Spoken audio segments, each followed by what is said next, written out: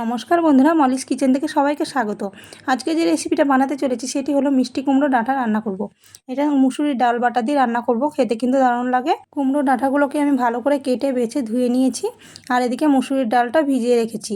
এরপর আমি কড়াইতে দিয়ে দেবো সর্ষের তেল। তেলের মধ্যে দিলাম কাঁচা লঙ্কা আর জিরে, গোটা জিরে ফোড়নে। তারপরে দিয়ে দেবো কেটে রাখা ডাঁটাগুলো দিয়ে এবার আমি ভালো করে নেড়ে চেড়ে নেব। তারপরে দিয়ে দেবো স্বাদ মতো লবণ আর হলুদ দিয়ে আমি ভালো করে ঢেকে রেখে রান্নাটা করব। রান্নাটা কিন্তু একটু জল দেব না, এই শাকের যে জলটা বেরাবে সেই জলটা দিয়ে কিন্তু সেদ্ধ হয়ে যাবে। লবণটা দিলে কিন্তু গ্যাসের ফ্লেমটা লো করে রেখে একটু ঢেকে রাখলে জলটা কিন্তু বেরিয়ে যাবে। এরপর ভালো করে সেদ্ধ হয়ে গেছে, তারপরে আমি দিয়ে দেবো এবার ডাল বাটাটাতে সামান্য জল দিয়ে একটু গুলিয়ে নিয়েছি, নিয়ে এবার আমি দিয়ে দেবো। তারপরে কিছুক্ষণ ভালো করে নেড়েচেড়ে নিয়ে যাতে করে ডাল বাটার গন্ধটা যাতে না থাকে সেরকম করে নেড়েচেড়ে এবার নামিয়ে নেব, তাহলেই হয়ে যাবে। ডালের বাটিটা ধুয়ে সামান্য জল দিয়েছিলাম, নাহলে কিন্তু শুকনো শুকনো হয়ে যাচ্ছিলো, সেই জন্য। এরপর আমি ভালো করে খুব সুন্দর করে নেড়ে চেড়ে নেব, তাহলে হয়ে যাবে। এই দেখুন হয়ে গেছে।